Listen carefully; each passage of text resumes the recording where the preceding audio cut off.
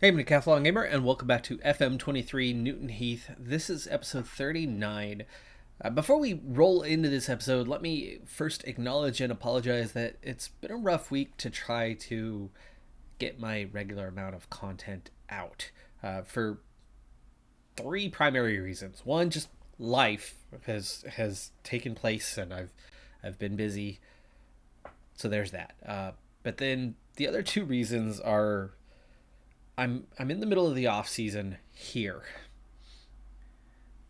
and I'm finding it really challenging because here's the thing. We were in the 6th tier. It took us a couple years to build a winner, but we did. And that winner, that team that we built, that core, that's still the core of the team. When we subsequently won the 5th tier this last year, when we got out of the National League, one, it was closer than the year before where we totally dominated. But two, we only added a couple pieces. So the core is still essentially the same with very little upward trajectory from where we were.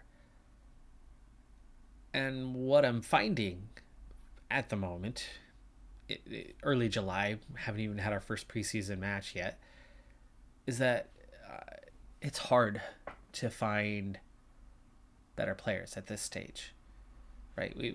Last time we talked about the reputation, where we are, where it's gone, how much we've progressed, blah, blah, blah, blah. But it's tough right now to find the guys to make the difference. And so I'm taking it slow. I'm taking it cautiously. I am giving my due diligence to try to find the players to make us better, to keep on rolling, and not go do it gradually, not wait till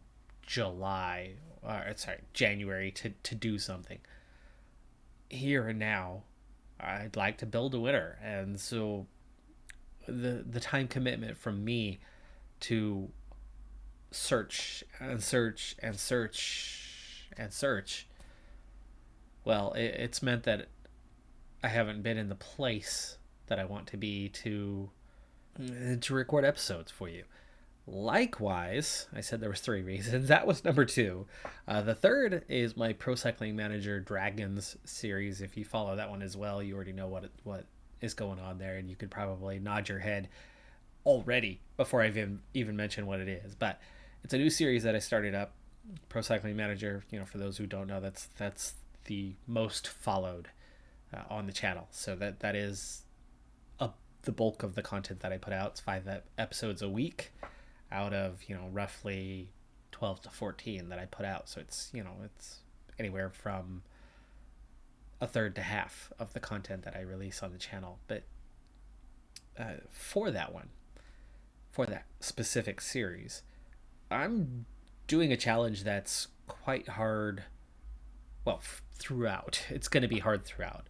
But the first 2 seasons in particular, there's not much to do. I've got to make a lot happen that is requiring me to spend, like 6 hours per episode type thing. And so that was time consuming. This one's time consuming.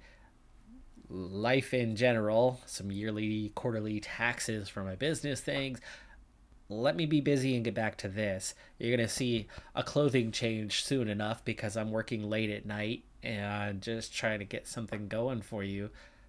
And then I'll have to continue it tomorrow, and maybe, because tomorrow is when this video is supposed to be out, maybe I'll get it done partway through the day and get it out anyway. Otherwise, it's going to roll into what would be the next episode slot in a couple of days.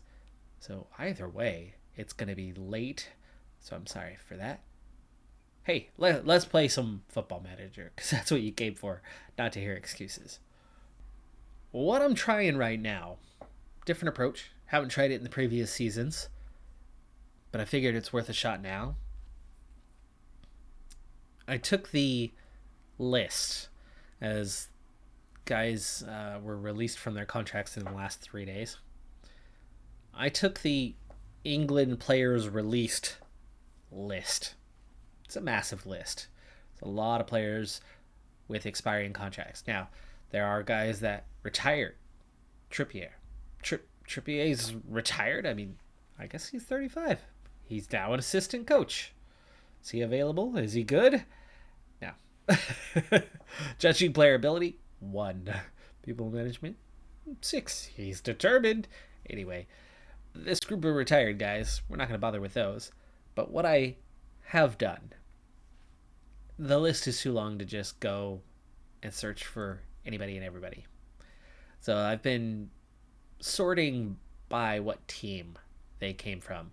I'm not bothering with guys from Accrington Stanley or Sudbury, even Wimbledon. Right now I'm targeting Premier League side released players, hoping that there's some 19, 20-year-old who just wasn't good enough to make the first team. But my oh my, you didn't make the Premier League side and they released you and nobody bought you up, so you're probably not good enough for championship. But there's a decent chance that some of these guys, or a lot of these guys, are going to be pretty dang decent for League 1, League 2. So I'm finding anybody, everybody Premier League release-wise, and like our 2 guys from Arsenal, and offering them and offering the Aston Villa guys and seeing who would like to come in on trial. And I'm down to about the D's so far on this process, but I'm making progress with it, and it's netting me a decent amount of results. About 60% of them are accepting and coming in. Plenty of them are no good, but there's some better talent here. So we'll see what we get out of this.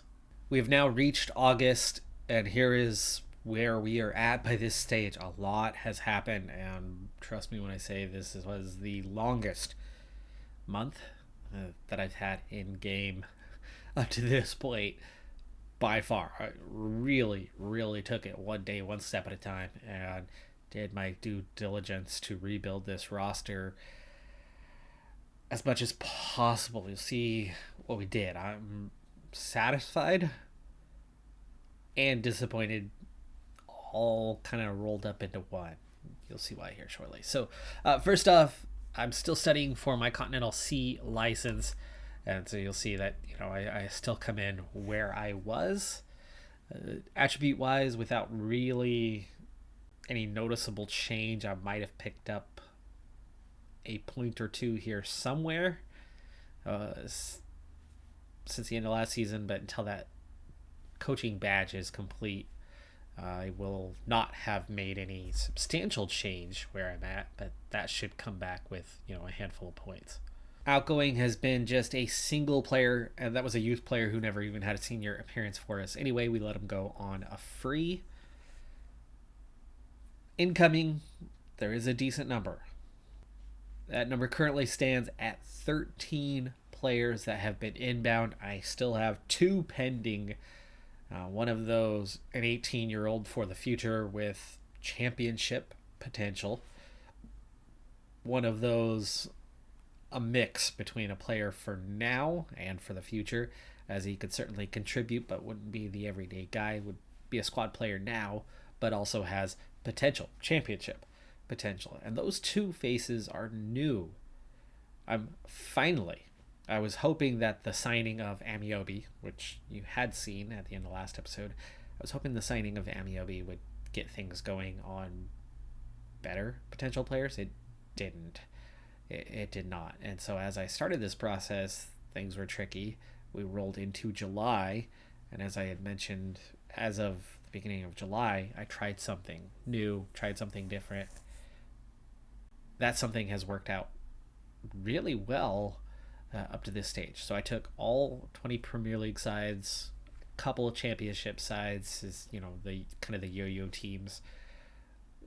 I'd say in all I looked at about 24 squads, and looked at the players that had the expiring contracts at the end of June. I couldn't do it all at once. There was too many of them. But over the course of a couple weeks in July, I brought them in. those who were willing anyway. I offered trials to all of them. Now, some of those guys had deals immediately that were already signed before their contract ever even expired, so they headed straight into their new clubs. We had guys that were just way too good, seasoned professionals from the Premier League that had plenty of first team appearances. They weren't interested in us. I'd say a good 50% of the list had zero interest. But then there was the 50%. And the other 50%, the majority of what you had there was you had 18 to 21-year-olds, somewhere in that range. The guys that had come out of their youth ranks, had been training with the team, and were good enough that they weren't, immediately released as youth players. They had had some form of senior contract, so they had some skill, they had some talent, they had some potential, but just hadn't really realized that, so they didn't make it out of their reserve roles and eventually got released. Plenty of those guys weren't good enough even for us. And we quickly moved on and cycled through, and that's why I said it took me about 2 weeks to see the whole list. How many was it in the end? I don't know, maybe 150 players that had agreed and came in, and then quickly made our way through a good 100 of those, going, yeah, clearly not good enough. But there was a good, 30 to 50 players that had some talent, had some ability, and then I had to start the process in many cases of waiting. I'd wait to get through the attribute masking and see how good they would actually be. Others we knew right away.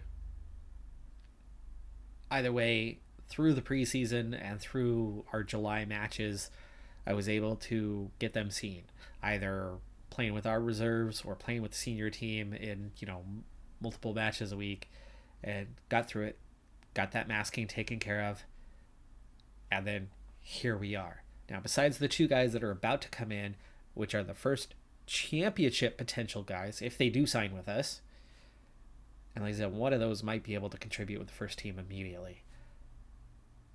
But outside of those two, this group, this dozen or Baker's dozen, whatever it was, players, outside of Marcus Muir, who we, for the first time, spent money on a player. We did it. We have successfully brought in a player. So we'll start with Muir.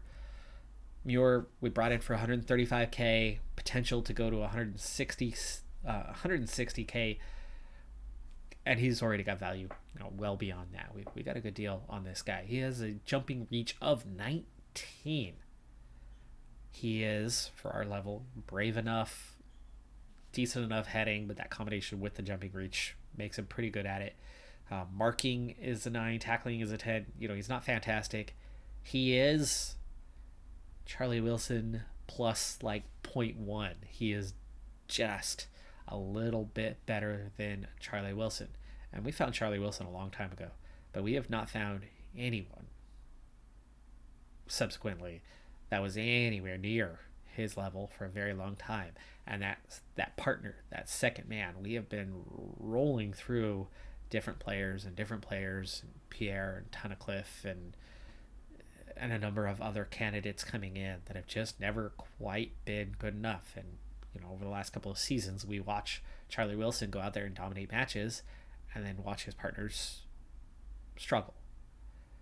We finally have somebody who is on his level. Now, of course, we're playing at a higher level, but this is also somebody with much more potential than Wilson.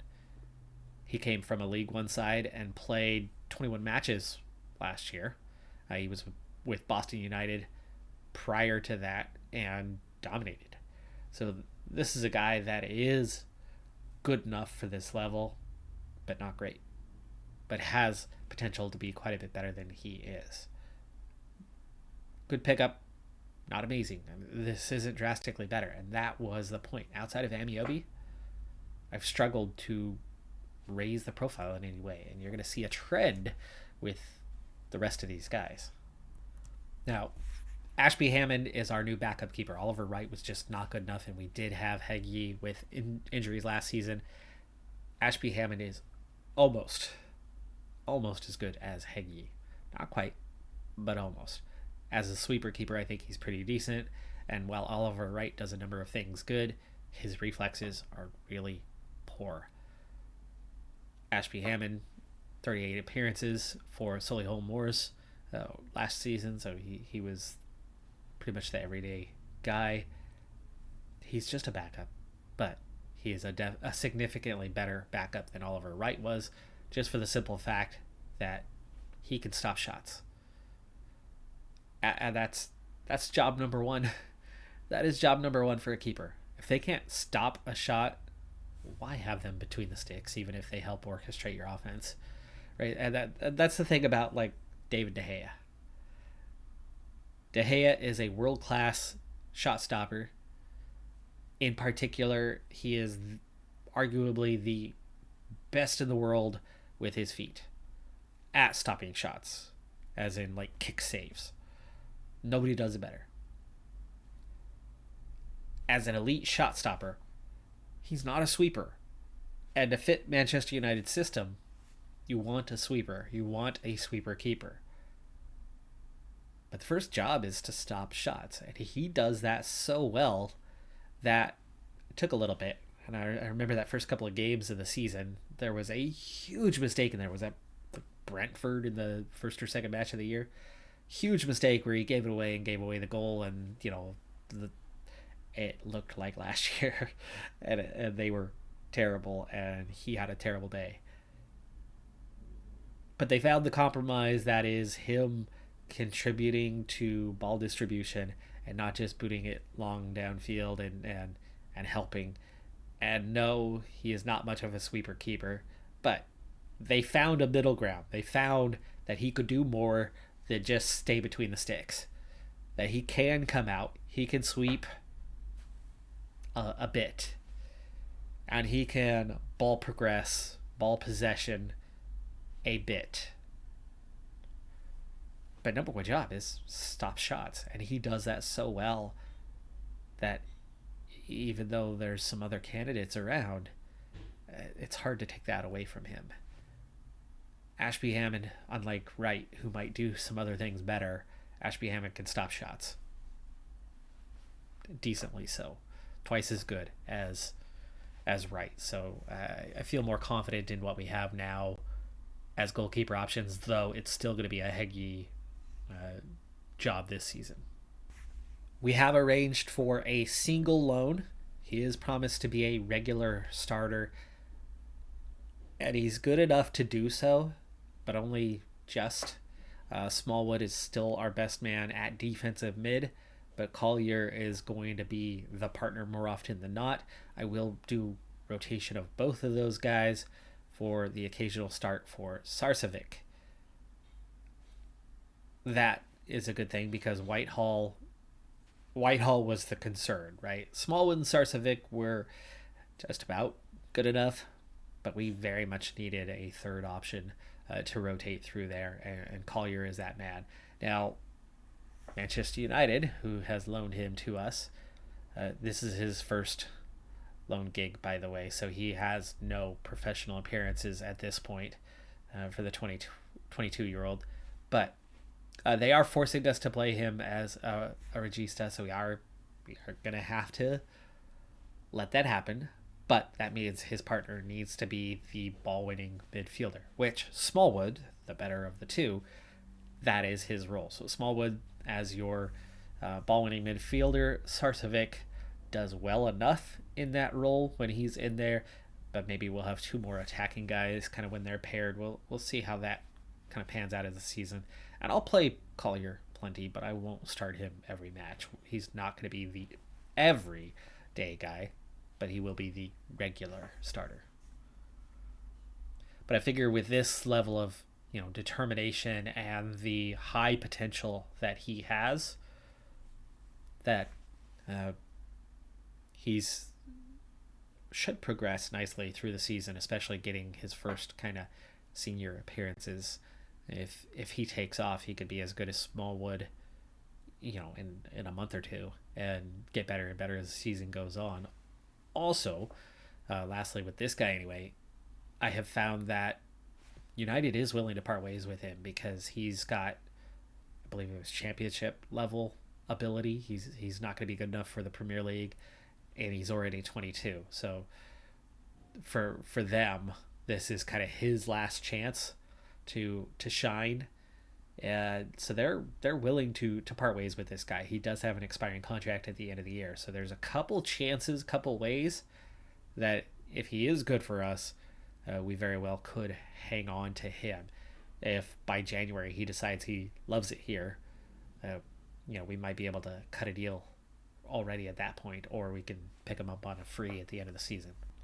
Now, you've already seen Amiobi. Amiobi is the only aging player that we brought in, and he is the only one who raised our profile, and he's going to join that front line, mostly taking over Lapalabai, who is the weakest of the front line, but I will be rotating. Lapalabai will still play a bit.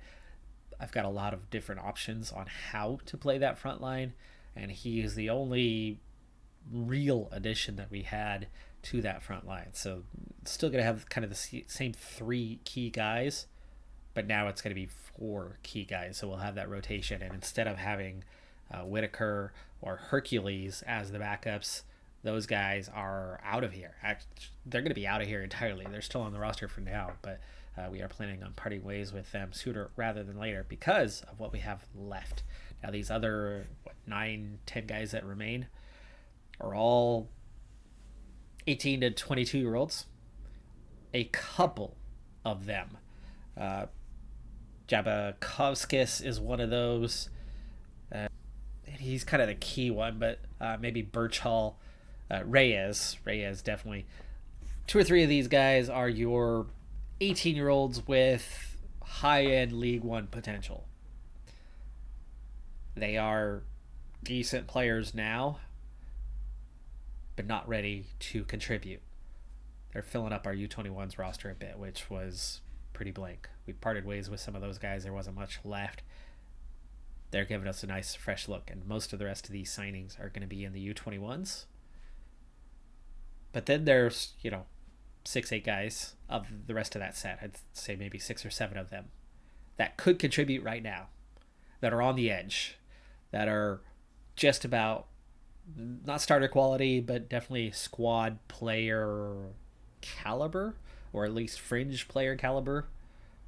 Better backups than the backups we used to have. Not good enough to become the starters for the most part, but better than the backups. Throw them because they're young in the U21s, which they're happy to be there. They want to be breakthrough prospects. Most of them are on pretty favorable contracts. 2 years for the most part. A couple contract release clauses for some of them. But these are guys that all have like that better League One potential and are not quite starters right now. If I find some of them are doing quite well in the U21s, or if we have an injury or we need rotation, we get somebody called up national team or something, give them the opportunity. Those guys are ready to step up instead of the former backups that I've had for the most part. So they should be ready to contribute a little bit better. They're slightly better than those guys, but not quite where our starters are, but they've got so much more potential. So if I can start working some of them into the rotation a bit, you could probably see them take off and overtake the starters, which a lot of the starters aren't far from their potential now. They are still essentially National League players, fringe League Two players, that the best they could be is that fringe League Two player, that just about decent but not quite starter caliber.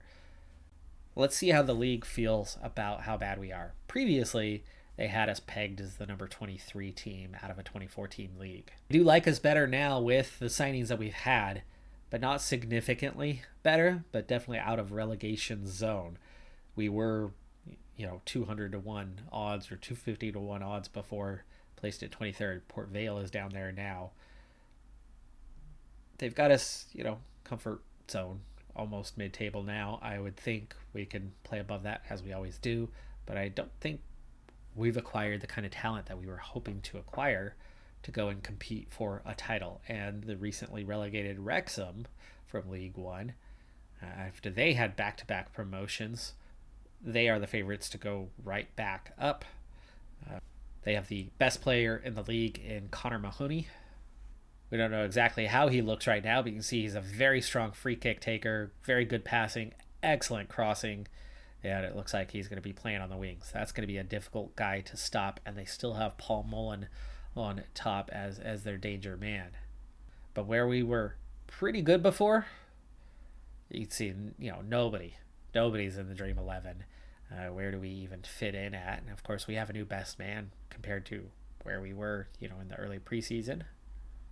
Right down to the bottom of the page, they've got Muir. They like Muir. Okay, so Muir is actually pretty good, turns out. And then Lapalabai apparently are the best players. Now, this key players chart, to my understanding, this key players chart is the accurate one and not your assistant manager view or anything like that. So Muir looks like he's a pretty good pickup. To my understanding, this key players chart takes the literal current ability of every player's, the hidden CA, ranks that. But this is the bottom of the page. Our second best player is only better than Harrogate Hound's second best player and nobody else. Alex Hunt, though, their best player, at least our best player is above him as well, but we're just above these guys. So that's a problem, but we'll at least we're up to 16th, right? But looking at the roster itself and what the assistant manager thinks of things, the two guys that we have on trial, you can see how one of them, is on that upper end and could contribute, seen as a 3-star guy, just 18, and like I said, championship potential, so pretty dang good. Left wing or attacking mid, and then the other one you can see is only 2 stars, but again, he has that championship potential, so we'd actually probably put him down with the U18s, even though he is already 18. I've only got one 18-year-old player down there right now, and you can have, I think, 3 or something like that, 2 or 3 in the roster that could play every day, so stick him down with the 18s. But let's take a look at the rest of the roster before we come back to this one. You can see the 18s, it's far from filled out, but it's in such a better state than where it was a couple of seasons ago. You got some guys that are, not far from competing. Mario Clark out on loan, the team that he was on loan with last year wanted to hang on to him, so we went ahead and renewed it for a second season. He's 18 now. Not a whole ton of potential. There is our new man, Jakubowskis, only 1.5 star right now, but progress. Okay, we're making progress. We're getting there. We've got somewhat a U18's roster now, but not a lot. But that's going to come down to youth recruitment, which our youth recruitment is high. Our youth training facilities are getting better, but we still have a low category. Now that we're in League 2, I may be able to get the board to finally commit to that. Also, now that we have raised that reputation up to 6th tier, we might also finally be able to get that up to the 2nd level, because that's the one thing that's really lagging behind still to this point. But here's how that U21s is now looking.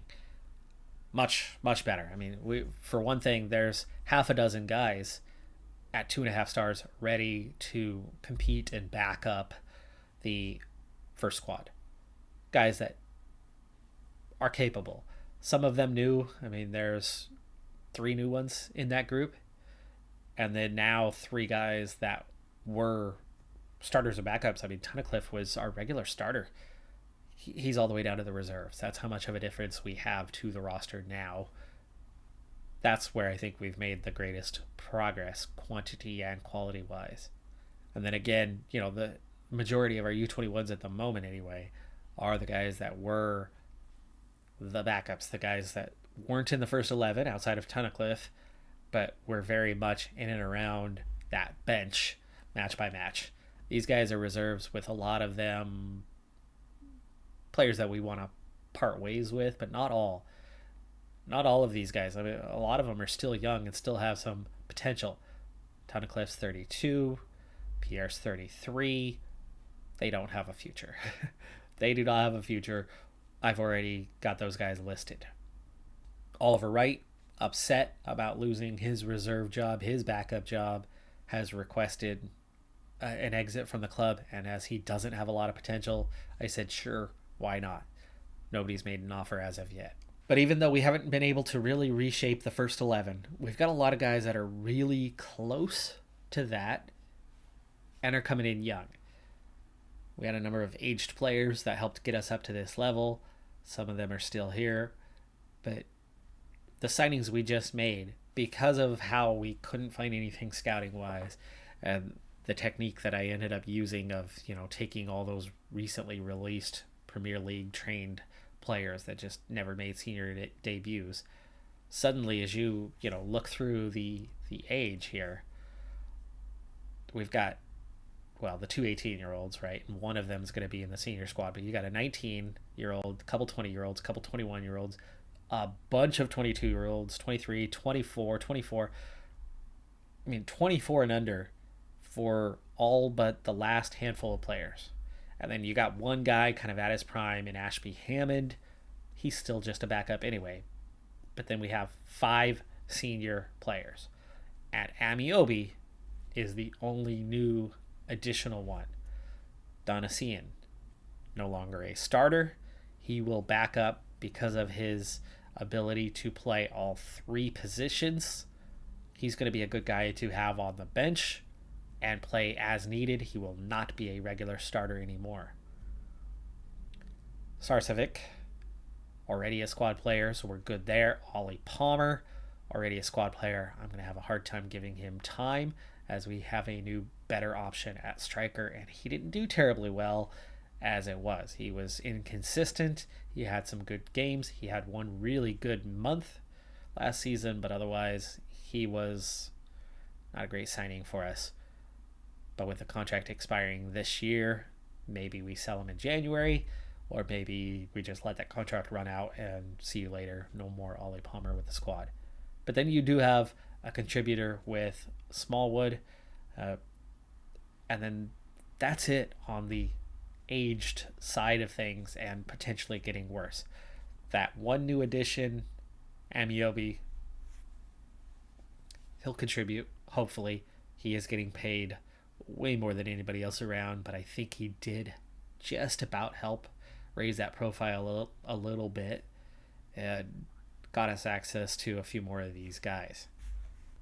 But the biggest thing the new dozen signings or so have done for us, besides giving me optimism that, hey, some of these guys are going to break through and make a significant jump once they get a few games in. Other than that optimism, what they've really done for us is they've given us a lot of squad depth that we didn't have. Guys that are at a similar level, very close to the starters, with much better potential. But can we hang on in the early part of the season? That's going to be a big question that's going to need answering. I think our biggest positional weakness right now might be right back. It was center back, so we've gotten better. The fullbacks, actually, the whole back line had holes in it, but we've gotten a bit better. I mean, the signing of Muir, big upgrade there. So now we've got 2 good center backs. Well, not the whole back line before, right? Charlie Wilson was good. Outside of that, the whole back line had some weaknesses. Josh Powell is slightly better than what we had, barely, but with the potential. And if I make him the starter, I think Josh Powell, if he takes off, he's going to be a good one at left back. We didn't find anything at right back, though. But one thing that has changed is instead of Leston Hughes kind of being the backup, Donasian having to play on the left-hand side and then missed a bunch of the season injured. Now as the backup, he's backing up both fullback positions, and he's better than Hughes was. So that gives us a little more flexibility on the right. But center back has gotten much better. Muir plus Wilson, but then also behind them, Alfie Doy is now the primary backup. And then we also have George Pratt as the next man. So the next one waiting in the wings, our 4th center back, which means the old starters aren't even on the depth chart anymore. By the way, recently we'd had multiple messages confirming that things were still going on, and for the first time, or I suppose it would be second time since this process started, we've had a bounce back one, and this is trashing talk of an internal takeover. We don't sign the young 18-year-old who would have been on the fringes of the first team right away with the championship potential. He has gone to MK Dons. The Papa John's Trophy, as in the Premier League's U21's competitive competition. Tough draw for us. We've got Bolton from League One. We've got Wrexham, the favorites for League Two, and then Wolves under 21s. That's a difficult group for that one. It's not something that I think we're going to put much emphasis on, and might ourselves try to get some younger players a little playing time in something such as that. Board's still unwilling to help us with club's youth recruitment, and again, club our size based on reputation. Let's go ahead and discuss it with the board this time, though. We have tried that once before, but we'll try again. We're going to insist on this one. And no, they're still not having any of it. That's the one area where we really lag behind. Let me show you just how far off it is from everything else. In the editor, you can properly see just what our levels are. The training facilities are now a level 8. That's out of 20. Everything started at a 1. Youth facilities are up to level 6, so they're one step below, as every step is 2 points on that. So there's 10 steps on the scale. Junior coaching is up to a 17. From a 1 to a 17. It's high end. So we have very good junior coaching, but that youth recruitment, that's what we keep trying to ask for. And that is solely based on the club's reputation. And we just have such a low reputation. Remember, we've only passed a single team from the 6th tier, or at least, as of a month and a half ago when the season was starting, or off season was starting. We still can't get out of that. Some stage, our reputation will start to catch up a bit. I mean, it is catching up a bit. So I think sometime in the near future, maybe one more season or later this season, after we've played League Two for a while, especially if we do manage to avoid relegation, or if we're upper mid-table or something like that, I think our reputation would take a pretty healthy jump competing in League Two. And then finally we should see ourselves jump past the tier 6 teams and up into an equivalent of a tier 5 side, in which case I think at that point finally our youth recruitment should be something we can push and actually get the board to accept. Corporate facilities has been unchanged from the very beginning. It was always a level 10, as that is kind of the sponsorship stuff that you're going to receive in addition to your stadium. But we are up to a reputation of 2,037 out of 10,000. So it's a 20% reputation from something that is perfect. Nobody has a perfect reputation. The clubs with the highest reputation, I think, are around 8,500 to 8,800. So, 85% love them, which is not the case, because 85% do not love Man City. By the way, Man City, over 100 violations in financial fair play. Shocking! No, actually, no. We all knew. We all knew, unless you were a fan of the blue. And then you were just ignorant to it, either intentionally or you truly didn't know, and that's probably because you're a recent fan of the sport. Everybody hates Manchester City, except for their 10 fans, which has grown to 100 fans in recent years. And that's just because it's been enough years of them trying to buy championships, which goes against financial fair play. They already got busted for it in 2018, and then they paid off the courts to make it go away like a month later.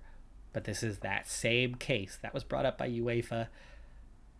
Now the Premier League took that 2018 data going back to the purchase of the club and took that full decade, and hopefully it took them 4.5 years to do it with their case. Hopefully that means they finally built something airtight, and they're going to This could be bad.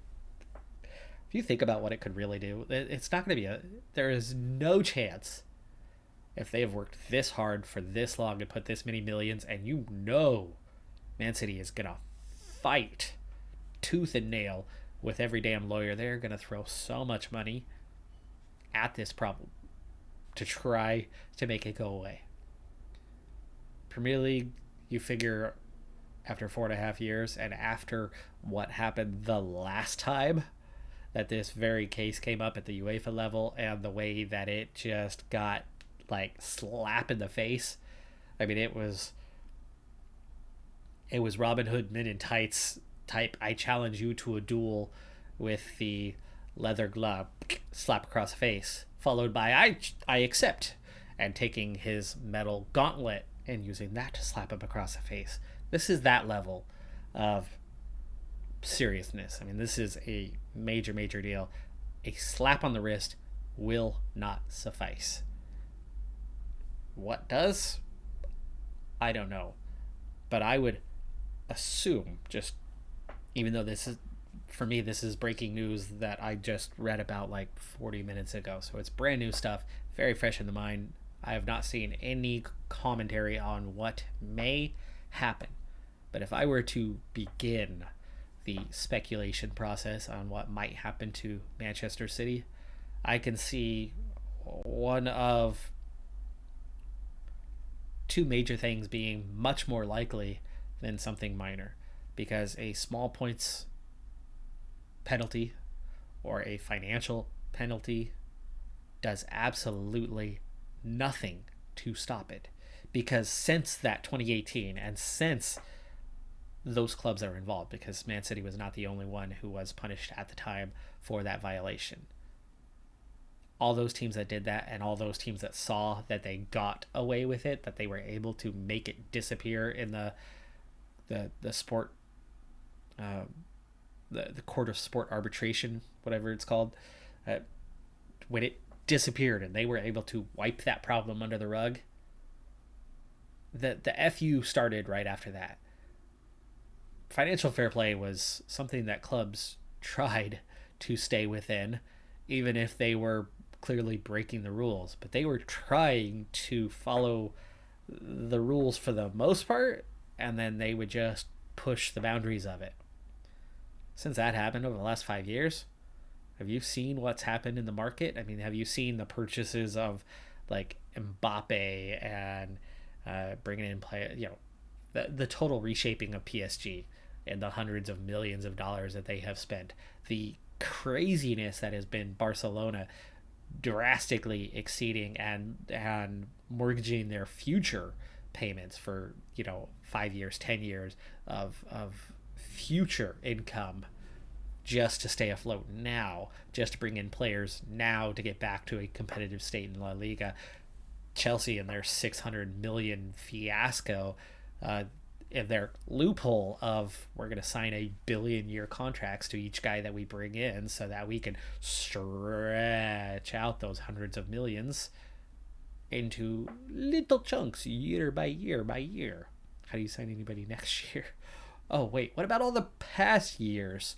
What, just because you have a new owner, that's just wiped away and doesn't exist? No! But they all saw that they could get away with it after the 2018 case was thrown out. But not anymore. Well, anyway, back to what I think could happen. Slap on the wrist just is not going to do it. A financial penalty? Oh, sure, it's coming. Just to pay their legal fees, to pay for the investigation, to pay for the next investigation that's probably headed towards Chelsea. But it's got to be major. It has to be major. We're talking something like a 5-year or even a 10-year ban on European competition. I could see that happening. UEFA might be the ones that normally stipulate that, but I wouldn't be surprised. I don't see why the Premier League couldn't say, no, you're not playing in European competition, and not for like the next 10 years. I believe the Football League, or was it UEFA who imposed? gosh, it was a long time ago. Late 80s. Late 80s, there was a multi-year ban on any English team because there was like the hooliganism was leading to massive fights at every, like, Liverpool would show up to a European counterpart for the European Cup or whatever it was called back then, and attack everybody. And so, all of England ended up with a multi-year ban. I don't see why you can't give a lengthy multi-year ban to a Man City.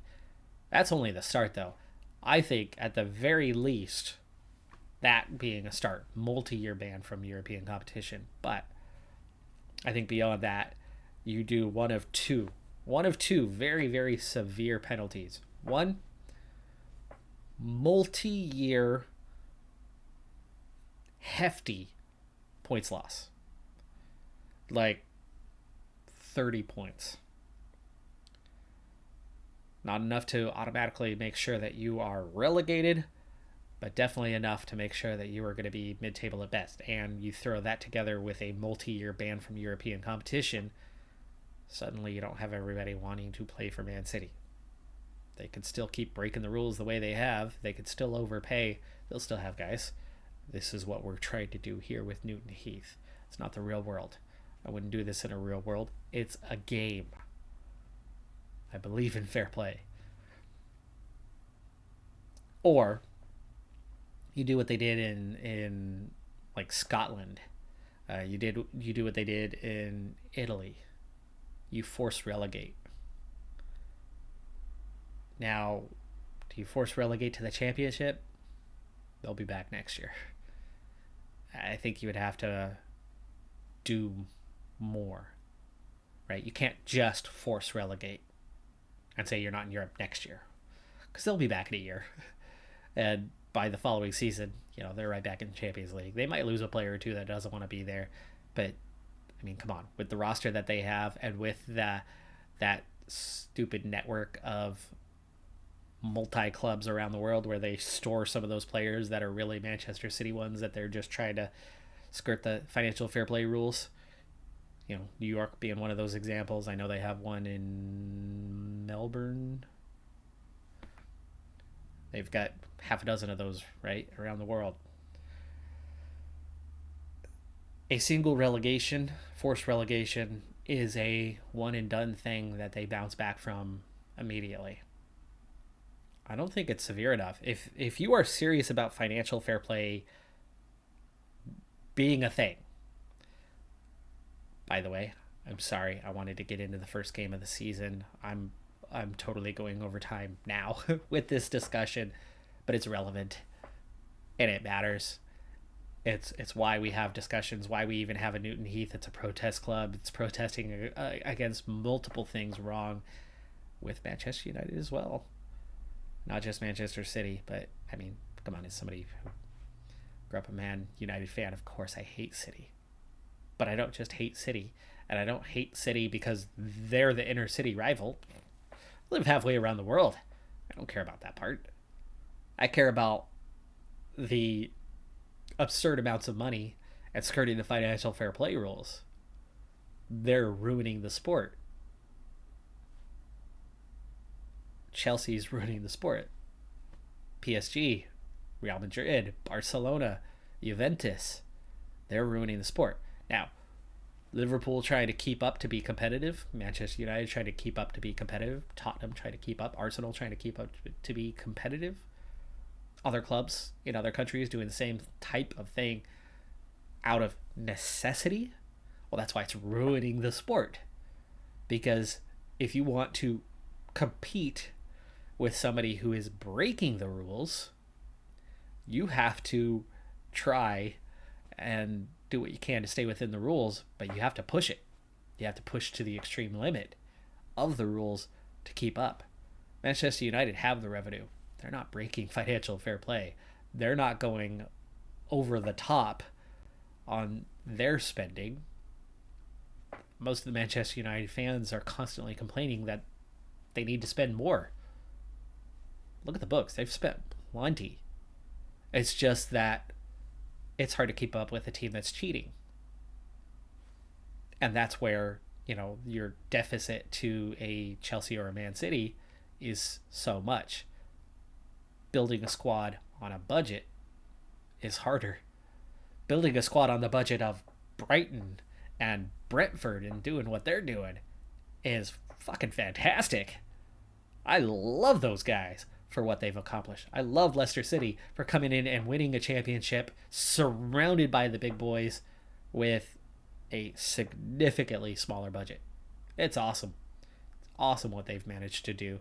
And that's why the traditional playthrough on here is to take a small club and climb that ladder and compete with the big boys and beat the big boys. Doing it in real life makes a much bigger difference. And that's why the attraction to a Wrexham Football Club and a Ryan Reynolds and Rob McElhenney is so interesting for Americans. The reason why Welcome to Wrexham has done so well in the US is that Ryan Reynolds is next level. The guy is somebody that people really, really respect. There's a lot of actors out there, and there's a lot of names that are as big or bigger than Ryan Reynolds. But they don't have the same personality. They don't have the same likability that he has. He's a huge selling point. But the attraction, where in the US, you see teams tank year after year after year after year, intentionally being bad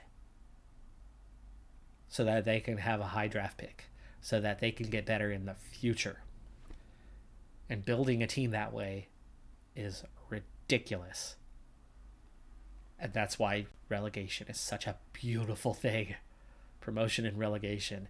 And why the attraction to climbing that pyramid and seeing a team like Wrexham, who a couple of years ago, I hated in this game. I despised Wrexham because they were the big boys at that level.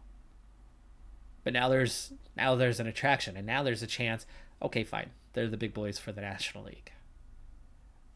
But to see what the city's gone through, to see what they're bringing there, to have the access to the highlights, to see the team building, to see the process, and to think about the potential of the small fish enter the big pond.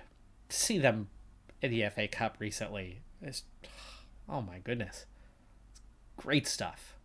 Great stuff. And now I know why the passion exists in this sport and why people go out and support their local clubs and not just follow, a big six or even a big seven. Newcastle's certainly trying to make it a big seven now. Money trail, it's at the top. But the rule breakers, screw them. Screw those two Premier League clubs that have broken the rules again and again and again and again and have hurt the rest of the league and have put so many clubs on the edge, on the verge. COVID hurt. I don't remember how many clubs it was, and I know lower down there was quite a few. But a lot of clubs ceased to exist because it became an expensive sport.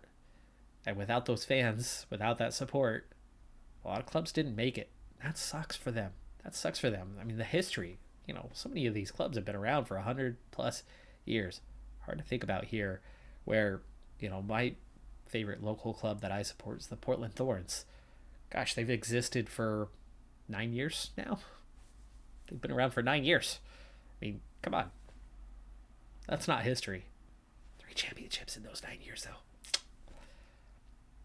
Anyway, we got our own reputation to work on here. It's up to 2,000. I hope that we are going to be successful in the season to come so that we can see that reputation jump by another 500 points or so and see us get to a stage where we can finally get that youth recruitment up a level because we have the junior coaching. And if we can get that little bit more, we already saw it this last season. We had a decent intake, much better than anything we had had previously. We might actually get to, bring some young guys in that are talented. And from the looks of it, We are not going to immediately be jumping out of League Two and going up higher. The reputation, now that we're in the Football League, is starting to matter. It's starting to matter a lot more, and we're not having the easy time that we had previously of getting guys. They really care about the reputation now at this level, and we don't have it, and we are not attracting much talent. For me, that's encouraging because I was starting to get the feeling that this might be way too easy of a challenge. The money has been making a lot of things happen, but there's two things that are struggling to happen. One, the youth recruitment. Two, getting better players. Getting players good enough for the level. We don't really have that right now, so this could be a struggle this season. I think we'll be okay on the relegation battle part, but I think it might be a struggle, which is what I was hoping for. So we're back in a good state, I think, with this series. I'm Decathlon Gamer. Let me know what you think in the comments below. Do you agree with me, or are you that I don't care what money they're spending? I love the sport. I want to see the best team win. And Manchester City have the best players. They're the best team. I like to see them win. Maybe you're of that philosophy. I can fault you for that because I don't agree with you, but I also understand where you're coming from. You want to see the best. I'm Decathlon Gamer. Like, comment, subscribe, and I'll see you next time. Have a good one. Be safe out there. Bye for now.